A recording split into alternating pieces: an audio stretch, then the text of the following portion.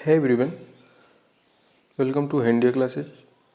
दोस्तों, आज की इस वीडियो में हम लोग देखेंगे भारत पर अरबों का आक्रमण, जो कि हमारे मध्यकालीन भारत से संबंधित है। साथियों, हमारा प्राचीन इतिहास जो है समाप्त हो चुका है और आज से हम मध्यकालीन भारत की शुरुआत करते हैं, जिसमें हमारा पहला टॉपिक है भारत पर अरबों का आक्रमण तथा तुर्क आक्रमण। साथियों, इस वीडियो में हम देखेंगे भारत पर अरबों से आक्रमण से जितने भी महत्वपूर्ण प्रश्न बन सकते हैं सभी महत्वपूर्ण प्रश्नों को देखेंगे और इसके अंतर्गत हम शुगुफ्तगीन को, महमूद गजनवी को, मोहम्मद गौरी को, अरब आक्रमण के प्रभाव तथा इनके उद्देश्य क्या थे आक्रमण करने के, इन सभी को हम प्रश्नों के माध्यम से विस्तार पूर्वक पढ़ेंगे, जो कि हमारे एग्जाम में प्रत्येक एग्जामों में बार बार पूछे जाते रहते हैं। तो आइए हम वीडियो की शुरुआत करते हैं और प्रश्नों को हम ध्यानपूर्वक देखते हैं, क्योंकि जितने भी प्रश्न दिए गए सभी आपके लिए काफ़ी इंपॉर्टेंट हैं। सभी प्रश्नों को आपको व्याख्यात्मक रूप से, यानी प्रश्नों से संबंधित जितने भी महत्वपूर्ण फैक्ट बन सकते हैं सभी प्रश्नों को आपको बताया जाएगा। तो चलिए हम वीडियो की शुरुआत करते हैं और देखते हैं हमको पहला प्रश्न क्या दिया गया है। दोस्तों, हमको पहला प्रश्न क्या दिया गया है, भारत पर आक्रमण करने वाला प्रथम मुस्लिम शासक कौन था? तो इसका सही आंसर क्या हो जाएगा? मोहम्मद बिन कासिम थे। उसके बाद हमको दूसरा प्रश्न दिया गया है, मोहम्मद बिन कासिम कहाँ से आया था? तो इसका सही आंसर क्या हो जाएगा? अरब से। तीसरा प्रश्न हमको दिया गया है, मोहम्मद बिन कासिम ने भारत पर कब व किस क्षेत्र पर आक्रमण किया था? तो इसका सही आंसर क्या हो? सन 712 ईस्वी में और पश्चिमोत्तर भारत पर किया था, यानी पश्चिम उत्तर भारत पर इसने आक्रमण किया था मोहम्मद बिन कासिम ने। हमको अगला प्रश्न क्या दिया गया है कि मोहम्मद बिन कासिम के आक्रमण के समय सिंध का शासक कौन था? तो इसका सही आंसर क्या हो जाएगा? दाहिर था। अब हम अगला प्रश्न देखते हैं।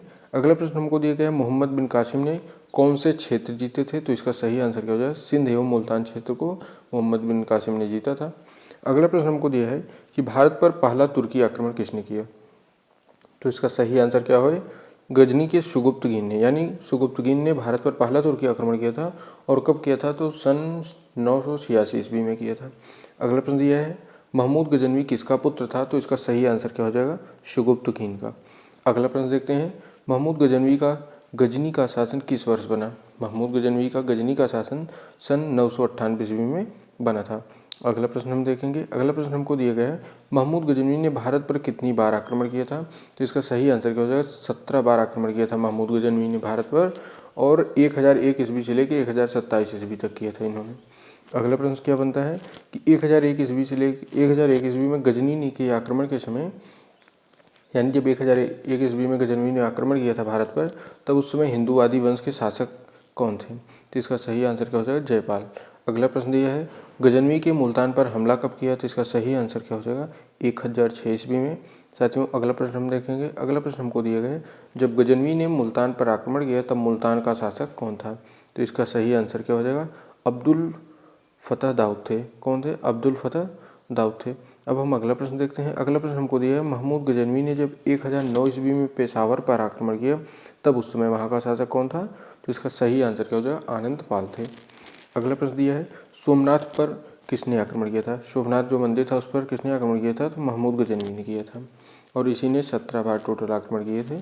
अगला प्रश्न दिया, महमूद गजनवी ने अंतिम हमला किसके लिए किया था? यानी उसका जो 17 नंबर वाला था वो अंतिम किसके लिए हमला किया था? तो इसका सही आंसर क्या है? जाटों के विद्रोह को दबाने के लिए इसने किया था। जो जाटों ने विद्रोह किया था उसी को दबाने के लिए इसने किया था।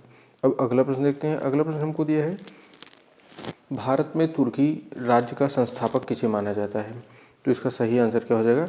मोहम्मद गौरी को माना जाता है। इसी ने भारत पर तुर्की राज्य की स्थापना की थी। अब अगला प्रश्न क्या है, मोहम्मद गौरी ने सबसे पहले भारत पर कहाँ आक्रमण किया था? तो इसका सही आंसर है मुल्तान में। अगला प्रश्न यह, मुल्तान पर आक्रमण के समय किस शासक के द्वारा उसे पराजित किया गया? तो इसका सही आंसर क्या हो जाएगा? गुजरात के शासक मूलराज द्वारा, वो गुजरात के शासक थे। अब अगला प्रश्न दिया है, तराइन के प्रथम युद्ध में मोहम्मद गौरी को किसने हराया? तो इसका सही आंसर क्या हो जाएगा? पृथ्वीराज चौहान ने हराया था, और जो प्रथम युद्ध हुआ था यह सन 1191 ईस्वी में हुआ था तराइन का। दूसरा देखेंगे, तराइन के दूसरे युद्ध में किसकी जीत हुई थी? तो इसका सही आंसर क्या है? मोहम्मद गौरी की जीत हुई थी, और यह युद्ध कब हुआ था? तो सन 1192 ईस्वी में हुआ था यह युद्ध। अगला प्रश्न क्या बन सकता है, पृथ्वीराज चौहान को बंदी बनाकर मोहम्मद गौरी कहाँ ले गया था? तो इसका सही आंसर क्या हो जाएगा? अफगानिस्तान ले गए थे। अब अगला प्रश्न हम देखेंगे। अगला प्रश्न हमको दिया है, चंदावर के युद्ध में मोहम्मद गौरी ने किसे हराया था? तो इसका सही आंसर क्या हो जाएगा? कन्नौज के गाहड़वाल शासक जयचंद को सन 1194 ईस्वी में हराया था। अब अगला प्रश्न देखेंगे, मोहम्मद गौरी ने किसे दिल्ली और उसके आसपास के क्षेत्रों को सौंप दिया था जीतने के बाद? तो इसका सही आंसर क्या है? कुतुबुद्दीन ऐबक को। अब अगला प्रश्न देखेंगे, किसने नालंदा तथा विक्रमशिला को नष्ट कर दिया? ये जो दो हमारे विद्यालय थे, नालंदा विश्वविद्यालय और विक्रमशिला को किसने नष्ट किया था? तो इसका सही आंसर क्या है? बख्तियार खिलजी ने। और बख्तियार खिलजी कौन था? तो यह मोहम्मद गौरी का सेनापति था। अब हम अगला प्रश्न देखेंगे। अगला प्रश्न हमको दिया है, बख्तियार खिलजी कैसे मारा गया? तो इसका सही आंसर क्या हो जाएगा? खोखरों के साथ युद्ध में खिलजी मारा गया था सन 1206 ईस्वी में। जिसने खोखरों के साथ युद्ध किया था और उसी में इसकी मृत्यु हो गई थी। अगला प्रश्न क्या है, महमूद गजनवी किस वंश से संबंधित था? तो इसका सही आंसर क्या हो जाएगा? यमनी वंश। एक यमनी वंश था जिससे महमूद गजनवी संबंधित था। अगला प्रश्न ये, चंदावर का युद्ध जो है इसमें मोहम्मद गौरी ने किसे हराया? चंदावर के युद्ध में मोहम्मद गौरी ने किसे हराया था? तो इसका सही आंसर क्या होगा? शासक जयचंद को। अब अगला प्रश्न क्या है, कौन सा शासक पृथ्वीराज चौहान के नाम से प्रसिद्ध था? तो इसका सही आंसर है पृथ्वीराज तृतीय जो है ये पृथ्वीराज चौहान के नाम से प्रसिद्ध थे। अगला प्रश्न दिया है, भारत पर आक्रमण करने वाला पहला विदेशी कौन था? तो इसका सही आंसर क्या हो जाएगा? साइरस थे। यह इंपॉर्टेंट प्रश्न है, इसको जरूर याद कर लेंगे। अगला प्रश्न दिया, मोहम्मद गौरी की हत्या की थी? तो इसका सही आंसर है खोखर। और 31 नंबर प्रश्न दिया है, मीर जाफर ने बंगाल की गद्दी किस वर्ष छोड़ी थी? तो इसका सही आंसर है सन 1760 ईस्वी में। और अगला प्रश्न दिया है, टीपू की मृत्यु कब हुई थी टीपू सुल्तान की? तो इसका सही आंसर क्या हो जाएगा? 1799 ईस्वी में हुई थी टीपू सुल्तान की मृत्यु। अब अगला प्रश्न देखेंगे। अगला प्रश्न हमको दिया है, सन 1739 ईस्वी में नादिर शाह ने किस मुगल शासक के समय भारत पर आक्रमण किया था? तो इसका सही आंसर क्या? मोहम्मद शाह के समय।